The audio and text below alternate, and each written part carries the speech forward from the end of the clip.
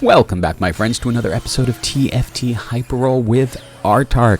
This video is going to be a lot of fun. It covers builds that we have done before, but this time got an augment that made it a little extra special. Before we start getting into the glories that are the build, you know what I'm going to say. Like, comment, subscribe, do this stuff to help the YouTube algorithm. It really helps the channel grow, and it's been doing such an amazing job. It's awesome. With that said, let's get started. This time the game gave me what is probably my least favorite start, which is just a bunch of gold, so I don't have a champion to build off of. Then I got augments that just didn't fit anything I had gotten. I had a WuKong and a Poppy on the board, and then a couple of Renekton's, so nothing really fit that here. So we're going to go ahead and roll these augments. See Thrill of the Hunt 550, I'll take it just for the burst healing. I get the chance at a 2-star Renekton, so I pick that up, then the 2-star Poppy, the 2-star WuKong. Since I have 2 Giants belts, I'm going to go ahead, make the Warmogs on WuKong, and I'm headed into some type of defender build, possibly into the mortdog style build. And with 3 2-star champions and a Warmogs already in place, I expect to win early, so I'm going to super speed these early fights just because it's not really in doubt what's going to happen. The real question is the rest of the build. For items at this moment, given this choice, I'll just go with the tanky option, so to speak, and grab the chain vest. If I had gotten a tier, I would have put that together for the blue buff, although not necessarily put it on anyone at this point. But for right now, with that, just grab the tank item. And for those of us who have played Hyper Roll for a while, you know that early wins don't really mean that much. It just keeps you from losing a little bit of health, but it can all go bad really quickly. And right now, I don't have any synergy that I feel like I'm able to fall back on, so I'm winning, great, but I don't know how long it'll last. And as you can see, I'm still kind of clueless about what this build is going to be, so I just put out a second 2-star Renekton because I couldn't really tick anything else, but ran into a team that had far more itemization. The Visage and Dragon's Claw is going to keep their Renekton up much longer, allowing their Ashe to get through, do enough damage to take us down. For the next item choice, I'm really tempted by the Giant's Belt to make a Sunfire Cape, but the Tear of the Goddess will allow me to make a blue buff, and I am thinking now that I'm going to go with the mortdog build, use defenders to build into Zoe, and go that direction, so I will need a blue buff for that. I've switched out the second Renekton for a second WuKong because that WuKong will get the defender's buff, which will give him double the armor, but I don't think it's going to help against the 3-star Silas this early in the match. They got really lucky with that and are obviously headed in a renegade direction. Now, I've talked about many times how hero augments break the game, change everything. Well, there it was. ZOOMIES.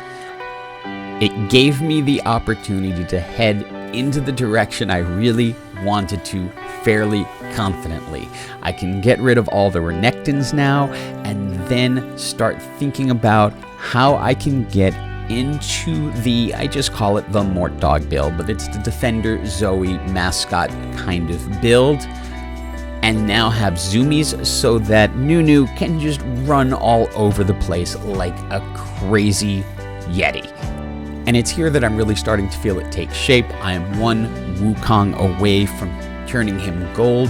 I have a Taliah that I can pick up at the end of this round just to bring in for a short time as a power spike, because getting Taliah early will give you a really nice power boost at this point in the game. Now, a friend of mine has a name for plans, and it's those things that change.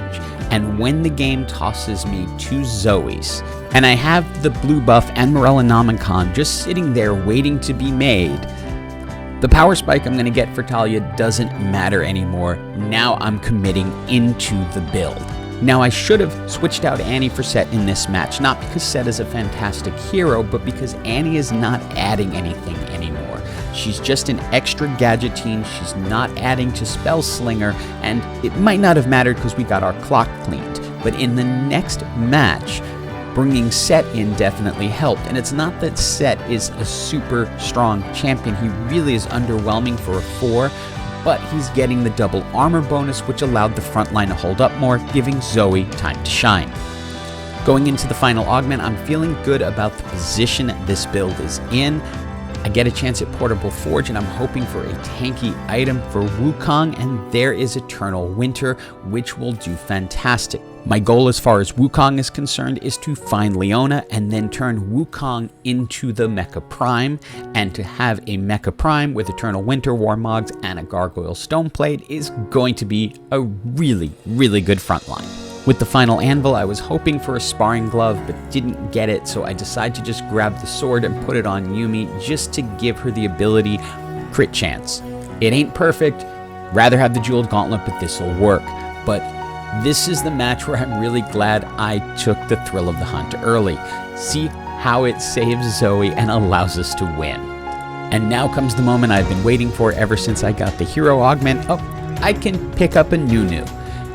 We are going to go ahead and remove Lulu, even though that loses us heart. That's not really where this build was going. Nunu will serve as a second mascot and is also going to be just a ton of fun to watch. Now, Nunu is not itemized yet, but you will get an idea where this is going. Yes, this is sped up, because the video would be too long if I played all the fights at regular speed, but yeah, it gets really fun once you have an itemized Nunu just rolling along through the teams at maximum speed. This also gives you a hint of where this build is going overall and what it's going to come down to. Didn't win this one, but the pieces are in place. For items at this point, I am just thinking about Nunu. WuKong is done. Zoe has her 2 key items, so I don't need to go there. Rabadon's Death Cap will work great on Nunu, and because he's got the Zoomies, I'm going to go with the Warmogs because it'll keep him up longer and allow him to run more. Often he will be getting the Gageteen item, depending on what it is. I wanted to try to save the Champion Duplicator for Nunu, but with us being as low as we are, getting the 3-star Zoe was just too important, so I used it right here. And this one I won't speed up so you can see exactly how it looks. It's just so much fun, especially with the double Warmogs in this case. Nunu is not going to go down. He's just going to keep on rolling over everyone and just take over the match. With Thrill of the Hunt, he's also getting back 550 every time someone dies to him, and he finishes it off. And thank you, Nunu and Zoe, because we are now into the top 4. And what we need now is a Leona to finish out this build so we can turn WuKong into the Mecha Prime and just give him more power. And let's cue some traveling music as we watch Nunu roll over the other team.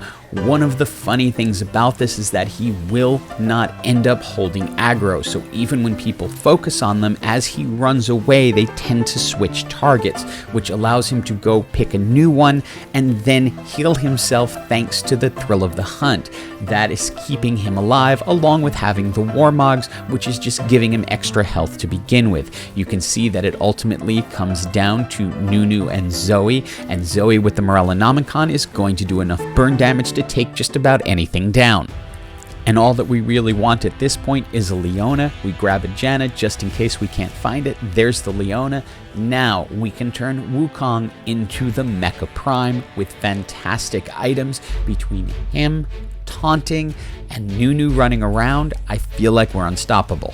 For our final 2 items, I'm really hoping to just finish off Nunu and Zoe. A Rabadon's Death Cap will work on either one because it will enhance their AP, and a Rabadon's Death Cap will work on either one for the exact same reason I just stated. So we can finish them both off with the Rabadon's Death Cap and then use whatever champion we want for the Gageteen item we're going to be getting each round. And we're going to keep on rolling as Nunu is able to just get into backlines, do damage, and run away at lightning speed. Although in reality, it's Zoe doing the most damage. She's up at 3 stars and really pouring out damage. WuKong, as you can see, since he is a defender, just taunts everyone over to him. So they surround him, end up getting stunned because they're attacking him because of the Eternal Winter, but Nunu ends up just rolling them over and knocking them out. Remember that 3-star Silas that smacked us around earlier? Well, that team is still here, and it's now 6 Renegade and 4 Ox Force, with multiple 3-star gold champions. So they are not going to be an easy one to get through. I have not been able to find a 2-star Echo or even an additional Nunu with the hopes of getting up to 2-star. So I'm hoping I'm able to get through this, because this team is going to power up against us as its members die, since Ox Force and Renegade will end up just making them more powerful. It ends up with a bunch of them just on WuKong, but the super mech, super tanky WuKong is able to hold them off. Thank you. It is now down to a 1v1, and we're right back against that same team. I'm hoping that WuKong can again pull it off, but there's a lot of randomness that happens in this.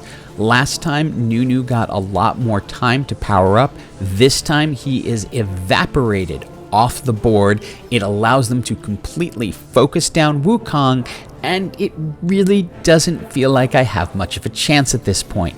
I get the second Nunu, but no hope for the third, so I'm going in without a 2-star Nunu. And it's time really to just play shuffle the champions around. Positioning is not going to matter too much with how mobile my team is, and the fact that WuKong is going to taunt everyone onto him, and hopefully he is just strong enough to hold up. The thrill of the hunt should give him some healing. I'm also hoping that Nunu is able to do enough damage along the way to make WuKong's job easier, but it ends up on a 5v1 against WuKong. This is where that thrill of the hunt becomes so important, because he's healing 550 every time he gets a kill, so as he knocks them down, it allows him to last a little bit longer. He gets the double right here on an ult that gives him the power to finish off the match for the win, and GG to everyone. Hope you enjoyed this silly little video, and as always, have an absolutely awesome day.